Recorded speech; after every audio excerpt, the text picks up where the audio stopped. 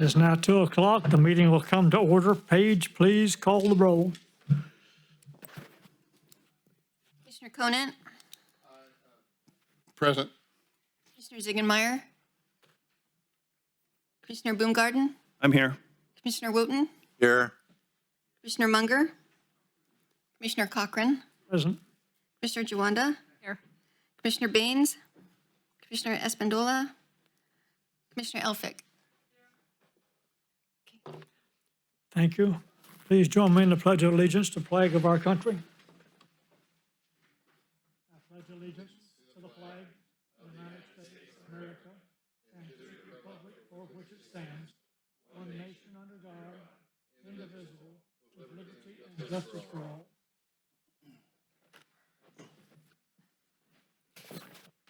A motion, please, for the agenda. Move to approve. A second. Regular moved and seconded that the agenda be approved as presented. Discussion? Those in favor, please vote aye. Aye. Aye. Those no. Do we have to do a roll call, or are we okay with that? I'm sorry? Yes, roll call or no? Roll call? Okay. Okay, we probably need a roll call vote still, because we're under coronavirus. Yeah. Okay, Commissioner Conant? Aye.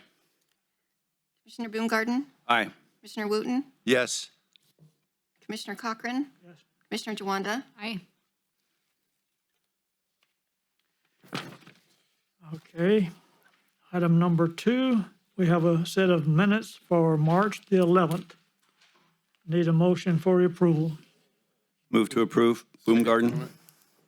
Regular moved and seconded that we approve the minutes as presented. Any discussion? Those in favor, please vote aye. Aye. Roll call. Opposed, no. Roll We call. gotta do We don't need a roll call on that. We need I roll think call. staff likes to have roll calls because that's what the, We need the roll call for money. no, but this, well, never mind. Through the chair, I just wanted to make one little note on the minutes. On the front page, we changed it, described it as you called the Zoom meeting to order last month, and I took out Zoom and I've corrected that, so. Motion for number 3, the consent agenda. I'll make a motion. Second. Moved and seconded that we have the consent agenda. Roll call, please. Paige? It's a money. Okay. IT's in the back right there. Thank you. Okay. Commissioner Conant? Aye. Commissioner Boomgarden? Aye. Commissioner Wooten? Yes. Commissioner Cochran? Yes. Commissioner Jawanda? Yes. Okay. Now we move down to item number 4. We now open the meeting for public comment as we approve the final budget. We're now open for public comment.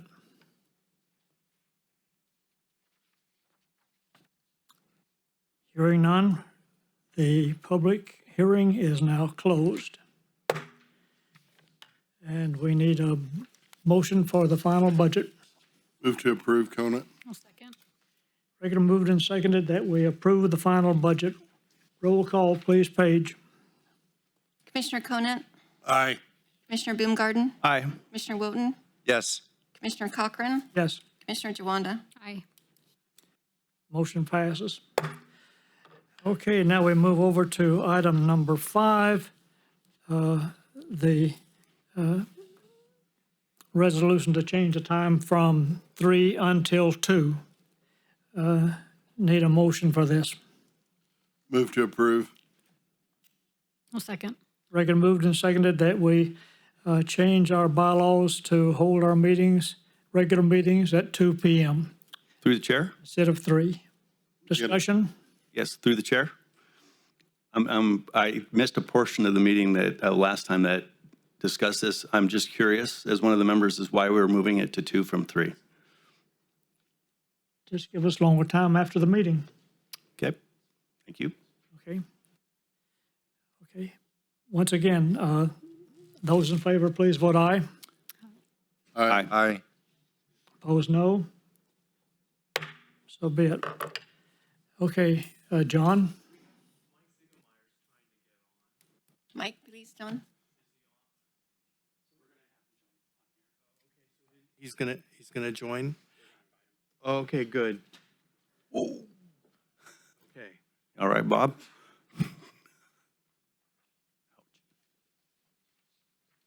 Your report, please, John. Oh, I want to start off with a couple things. The first one is the update on the Newcomb Ranch. And what I understand is there's going to be a tax sharing resolution that's going to go before the council and the Board of Supervisors later this month.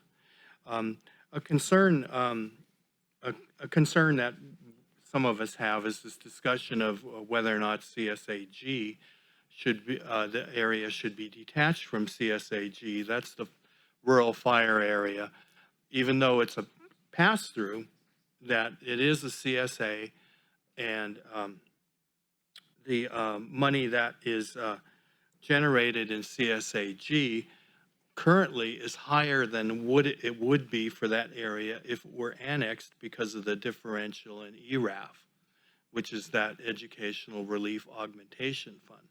Therefore, but I don't have the data in front of me. I'm sure the county and the city have that data. I'd like to see it, but I understand it's significant, or it sure will be significant upon development.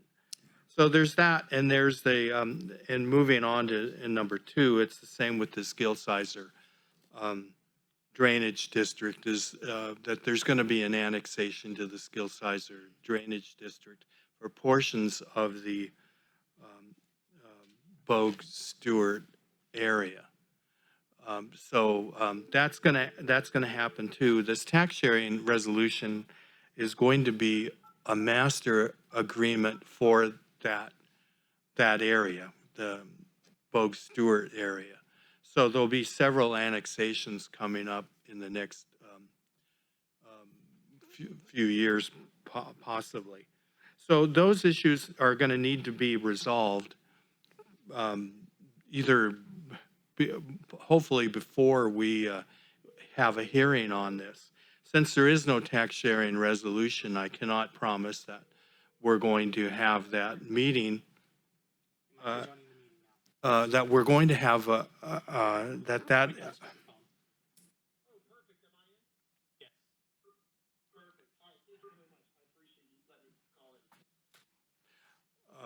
so anyway, where was I?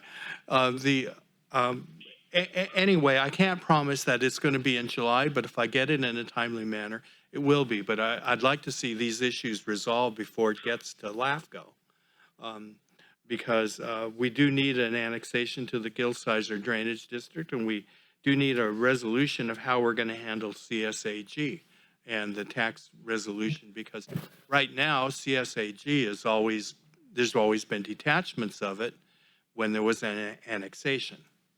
And that's the way it's occurred throughout history. So, and the county wrote a letter, I know Doug did a month and a half ago. So anyway, I think what we're gonna do is just have a discussion of these two. This right now, this Newcomb Ranch, if there's anybody that has anything to discuss. I don't know if Ben has or anybody. Stephen. Sorry. Thank you. Steve Smith, County Administrator for Sutter County. We have looked at this, and it's not an administrative burden or any problem for the county, and unless there's some legal reason, and our council, county council was fine with it, the county's fine passing through the funds as we have been doing to the city, and if at some point we need to re-examine that, then of course we're open to that, but I don't know if you have any particular questions or if there's, other concerns that maybe I or council would not be aware of. The difference that I can see between this one and normally when you've got an independent fire district and you have a city, and as the city annexes, the independent fire district keeps losing revenue. In this case, it's the same people that do everything. So it's just it's a pass-through is what this is. So it's a little different than detachment from a fire district or not a detachment. So it's something that we'll be looking at and seeing if there is any other solutions, but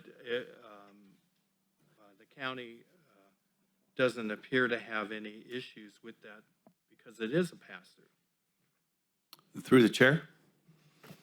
For Mr. Benoit, the CSAG, first let me back up. City Council is bringing forth the master tax sharing agreement for our formal approval on our meeting Tuesday, this coming Tuesday. It's my understanding, and Supervisor Conant can talk about the timing for when it comes to them. This has been a very long and drawn out negotiations for good reason, because both sides need to make sure that they have enough revenue to provide the services that they do. The CSAG funding has been included in those discussions as far as the ability for the city to provide the fire protection services. It's my understanding there is no increased burden to the taxpayers, just how the money funnels through the system. And Mr. Moody or Mr. Smith can also probably comment to that better than I. As far as a county providing or a county mechanism providing fire service or revenue through a city, that happens all the time. There's many, many examples of county fire departments or fire districts providing services in municipalities. So I'm hopeful that when you do your due diligence and look into this, that there should be no barriers to do that, because up and down the state of California, that's something that seems to be relatively normal, if you will, for those entities that contract through the county. Mr. Conant. So, through the chair, so the county will be bringing it forward to, I believe, our next board meeting, correct, Steve? And so that would be 2 weeks from, yeah. So pretty quick, and assuming the city signs it, we'll be done. We'll sign it. I don't know if that helps Mr. Benoit or not, but. Well, yeah, it does. The current application and the tax sharing agreement before you is going to be for the city annexation. And as proposed, the CSA, nothing is going to happen with the CSAG territory except that well, there'll be nothing with it. The CSAG already has an agreement with the city fire or the council for the revenue. So it'll just be the pass-through. The pass-through will get larger as increment occurs, I assume. So. Go ahead, sir, you have something? So Ben Moody, City of Yuba City. I was just waiting for Mr. Benoit to finish, but I was just going to add that John, as we spoke, there are going to be maybe some cleanup items as far as Gil Sizer and the CSAG for the plan of service. And as we talked, we're happy to work through that over the next couple months if we need to adjust the plan for service or, give direction with the city's resolution for approval of the annexation. Yeah, I think there needs to be some that. provision for Gil Sizer. And so I'm definitely happy to work with you. So there is that provision spelled out for LAFCo. So when it comes forward, it specifically says not to detach. Yeah, the county doesn't have any master tax agreements or anything like that for districts. So what needs to happen is there needs to be a provision about where's the revenue for Gil. There needs to be an annexation to Gil Sizer district, and there's normally a tax exchange done with that. The auditor needs to have some direction of where to collect the money or who to collect the money from. So so there's got to be some provisions for this the Gil Sizer drainage district is all. It's not that we're against it or anything. It's a great idea that it should that portions of that Bogue Stewart area should be annexed into the Gil-Sizer District. I think the Public Works Department, who run the Gil-Sizer District, has already made a recommendation on the sphere of influence, which we will adopt concurrently, so there'll be no delay over that. So anyway, that's just a concern that I don't want to get to a hearing. It's, oh, well, this is great. We're going to annex them to the city, but they can't develop because they're not in the Gil-Sizer Drainage District. And I think the purpose of the annexation is to help with development. And so you need to have that. So anyway, I think we're kind of talking about the same thing. Mhm. So we'll just move ahead. And if some provision is made, it doesn't have to be made in 2 weeks. We could probably, to keep things going on track, is maybe an addendum to the tax agreement would be in order. But maybe there is some circumstances where a master agreement for these special districts might be in order. I'm not saying it should be for everything, but there are certain, because LAFCo has to, we cannot do anything without a tax sharing agreement. We can't even set it for a hearing. But for non-taxing agencies,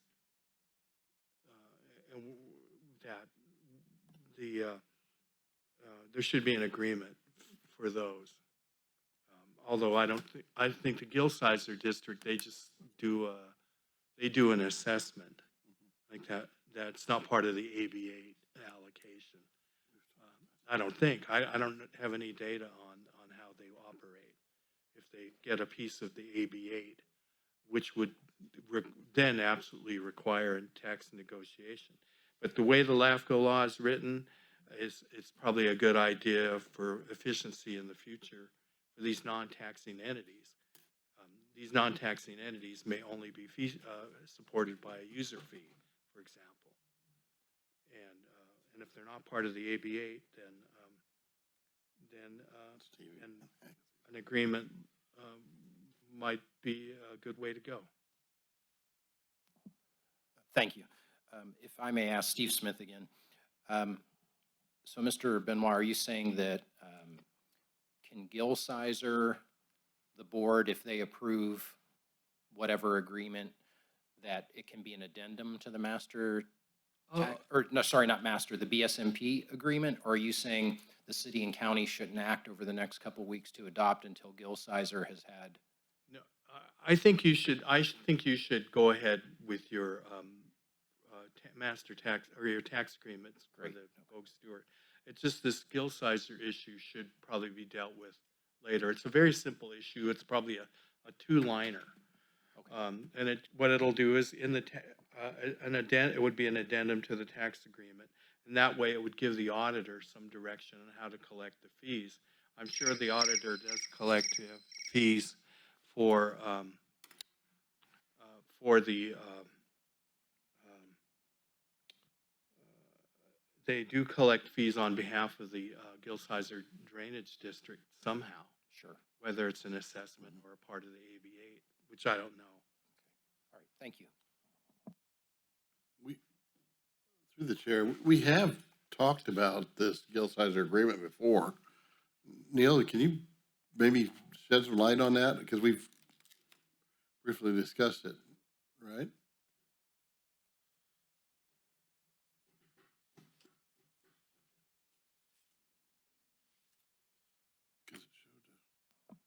So I'm Neil Hay, Director of Development Services for Sutter County and also the Gil-Sizer Manager. And I'll say we haven't brought anything before the Gil-Sizer Board at this point because essentially it's being, I'll say, assembled and then it could be presented. I think what is a little simpler about the Gil-Sizer is the Gil-Sizer district essentially is now fully administered by the county. Previously it switched back and forth and had previously been managed by the city, but now it's fully managed by the county. So we'll bring it by the board, but there is already a mechanism in place where when a building permit is issued, whether it's in the city or in the county, those fees make it to the Gil-Sizer district. So, and we'll bring that document before and so that you're aware of it. We're also aware that the the design of Newcomb Ranch, for example, has been, designed in compliance with the Gil-Sizer standards. Right. That's what I was.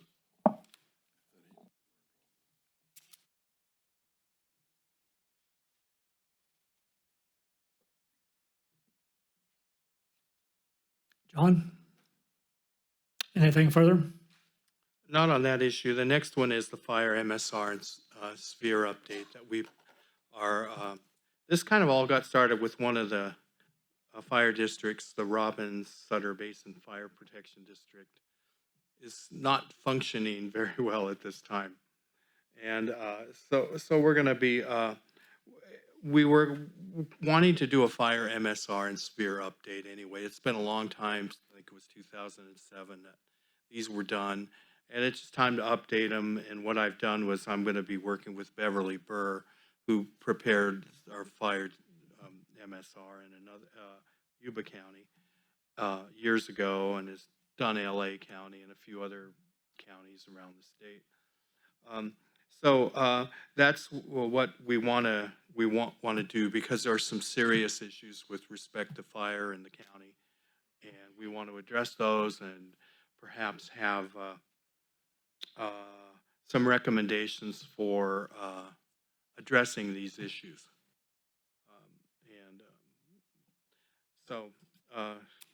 I mean, it's there's some independent districts, there's some dependent districts, there's cities. Anyway, all the fire agencies will be an EMS. They'll be included in this MSR and sphere. We're looking at the next couple of months to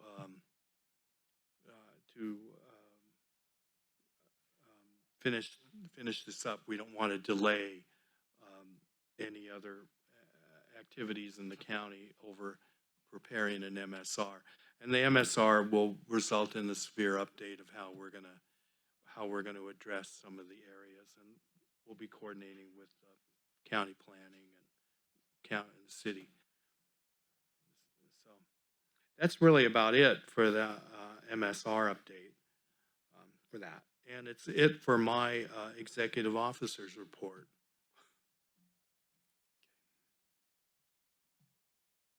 Any comments or questions to John on his report? Okay, we'll I got move down to. one other item. Yes. It's going to be him, not Yes. me. Yeah.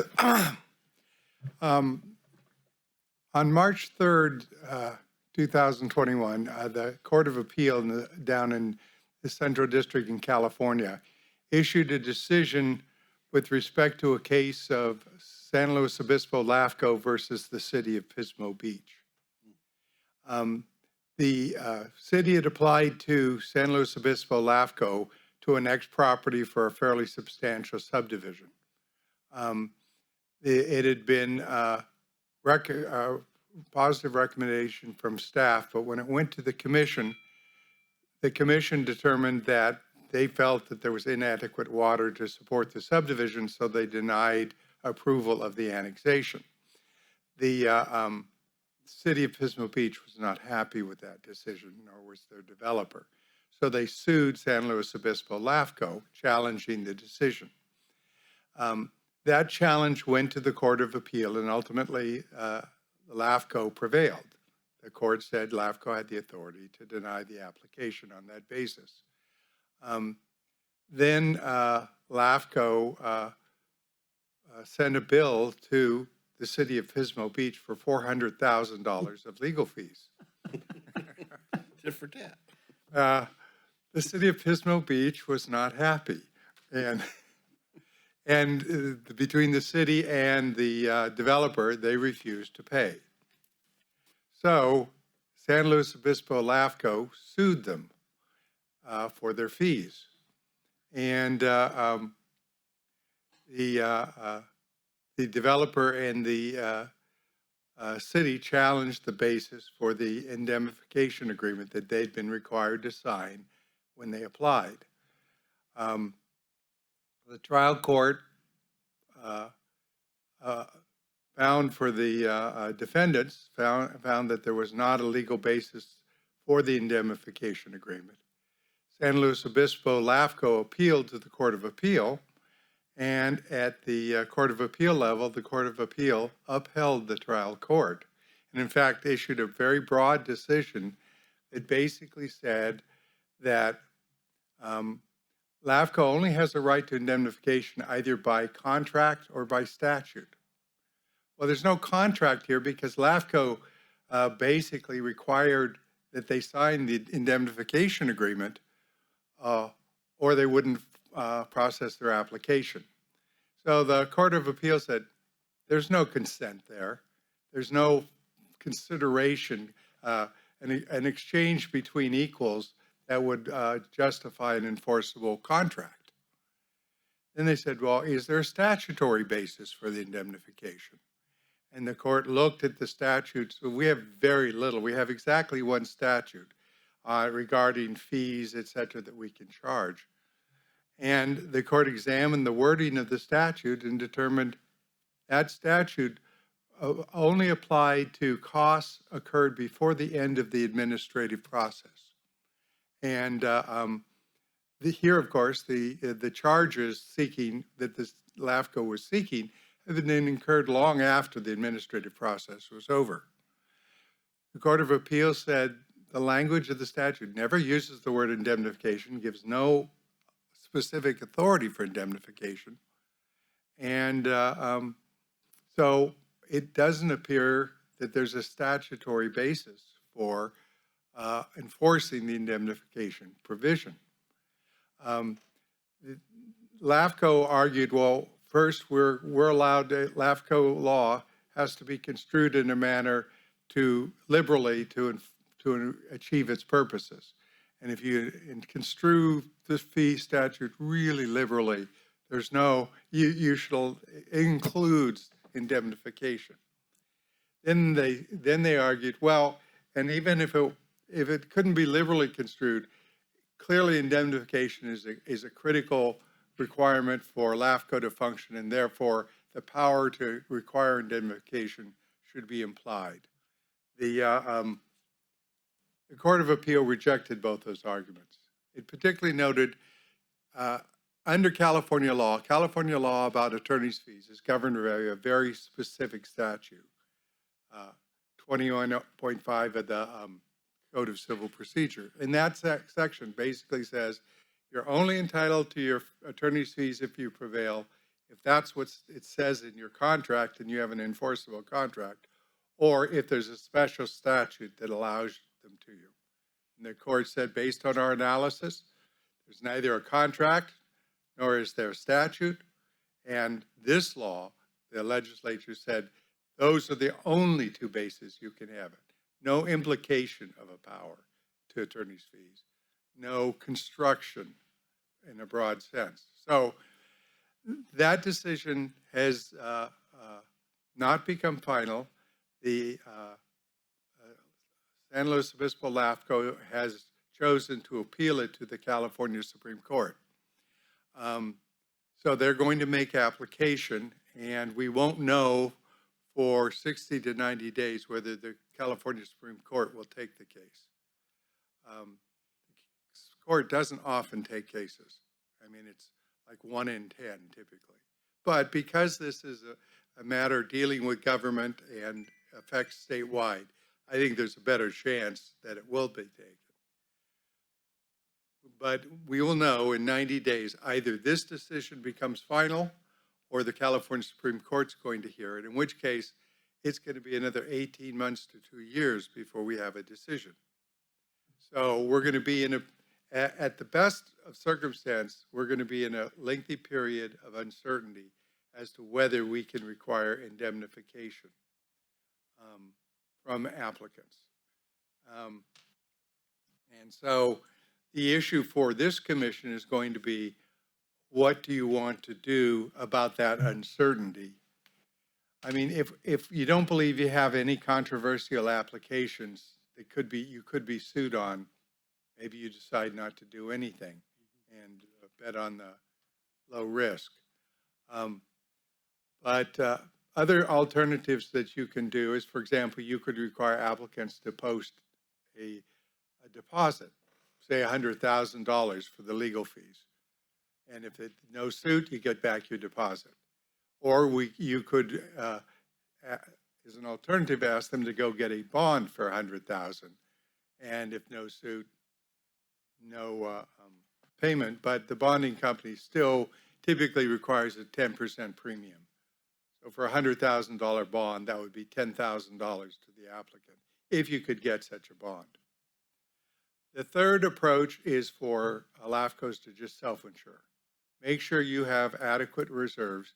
I tell my LAFCos at least $100,000 in reserves so that you can get through 1 year of litigation.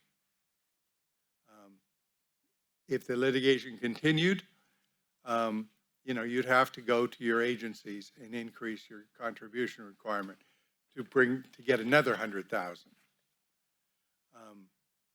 So that's an approach. Actually, a number of LAFCos are doing that because many of the LAFCos in the state have reserves over $100,000. So they're saying, we'll just self-insure until this whole issue on this case gets resolved. Another approach, which I've recommended to a number of my LAFCos, is that we do what's called a voluntary indemnification.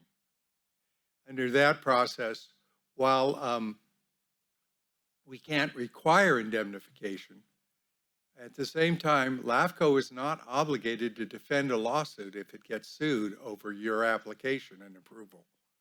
So we can say, if you want LAFCO to defend your approval, we can ask you to sign a voluntary indemnification agreement. Because there is a contractual basis. We don't have to defend, but we're willing to if you agree to indemnify us. So there's a quid pro quo there. And two of my LAFCOs, Mendocino and Butte, have adopted the voluntary indemnification agreement approach. What I would suggest is maybe you have some discussion and then that we agendize this for a later meeting. Give us some idea of what your thinking is, and we will prepare appropriate documents and staff recommendations for that next meeting.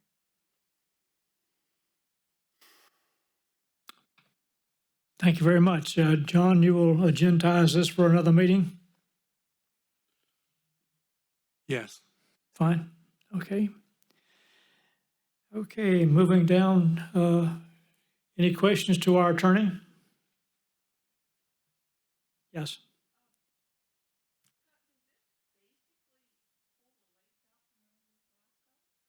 Well, indemnification-wise, yes. Yes, it's.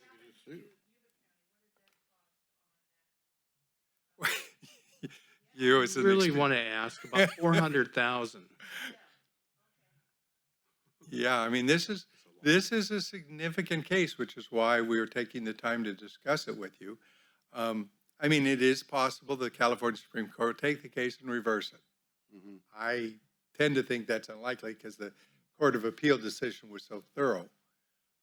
But, we're going to have to face the fact that that either the Supreme Court reverses or we get legislation. I mean, the Court of Appeal basically said, if you had adequate legislation from the legislature, you could do this, but you don't.